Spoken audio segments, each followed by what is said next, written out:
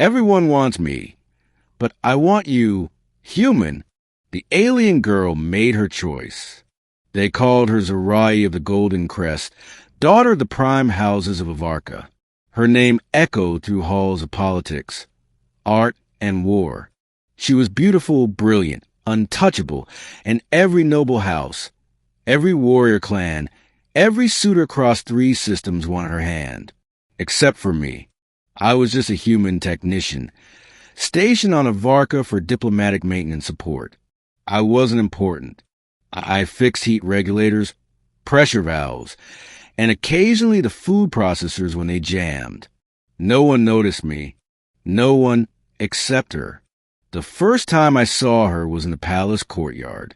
She wasn't wearing the ornate ceremonial armor that made her look like a goddess of war. She was just sitting beneath a red-leaved tree, alone, watching the sky. I had been called there to fix a humming light pillar. I kept my head down, did my job, and left. But when I passed by, she looked at me, eyes golden like twin stars. "You didn't bow," she said. I froze. I didn't know I was supposed to. Her lips curved. Good. That was it. Just one word. But the way she said it made me feel like I had stepped off a ledge. Days passed. I kept my distance. She had dozens of suitors, each more impressive than the last. Warrior princes with 10 victories, noble poets with voices that could stir storms, rich heirs who offered planets for a date. Me, I lived in a small service wing. Fixed pipes, 8 recycled food trays. But she started showing up, once in the hangar bay, when I was working on a shuttle core. Another time near the water gardens, where I was replacing broken tiles. She never gave a reason. She just watched. One evening, I found her sitting beside my tools. "I'm not like the others," she said. "I know," I replied, carefully kneeling beside my kit. "They all want something. I can see it in their eyes. And you think I don't?" She tilted her head. "What do you want from me, human?" I looked up at her, heart pounding. "Nothing. I just hope you're okay." She stared at me like no one ever had before. Then, without a word, she left.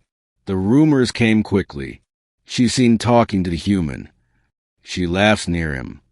She touched his hand when he passed her. The palace erupted in whispers. One bold noble confronted me in the corridor. "You think she'll ever choose you?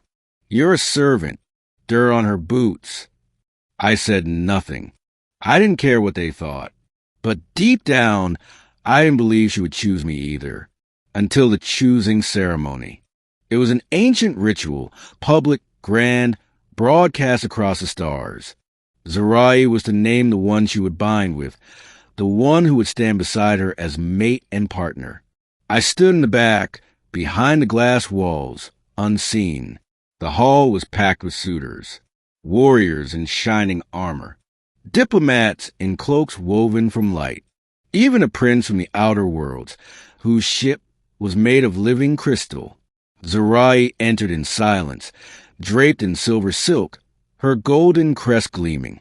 A priestess asked the ceremonial question, "To whom do you give your vow, Zerai of the Golden Crest?" She didn't even pause. She pointed straight through the crowd. At me. "I choose the human," she said. "I want him." Gasps. Outrage. Shock. Me? I stood frozen, the wrench in my hand clattering to the floor. You can't be serious." Someone shouted. "She's being manipulated. He tricked her. He's not even one of us." But Zerai stepped forward. Her voice was calm, but it cut like a blade. "You all see my title, my bloodline, my worth." She turned to face me fully, but he saw me as a person. Silence. She walked straight to me, every eye watching, and took my hand. Hers was warm, firm, trembling slightly. "I want you, Damon," she whispered. "Only you." I didn't know what to say. I wanted to tell her how honored I was.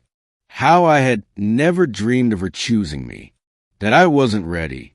But when I saw the fear behind her proud eyes, fear of being rejected by even me, I said the only thing I could, I want you too. And her smile then, I'll never forget it. They tried to stop it. Of course, the elders debated for hours. Petitions were filed. Threats were whispered. But Zerai stood unshaken. I choose. Not you. Not tradition. Me.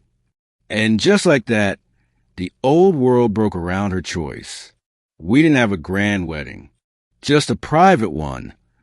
On the balcony of her quiet retreat, overlooking the sea of lights. She wore a simple robe, her golden crest bound back. I wore clean clothes and a heart pounding louder than any engine I'd ever fixed. She kissed me first. We made a strange pair. I was quiet, practical.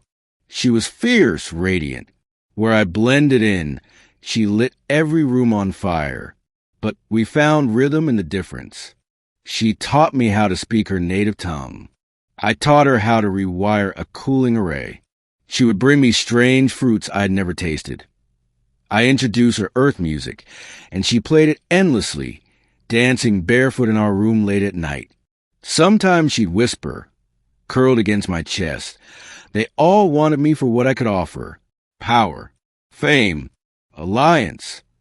And then she'd press her forehead to mine and say, "But you made me feel seen." Months passed.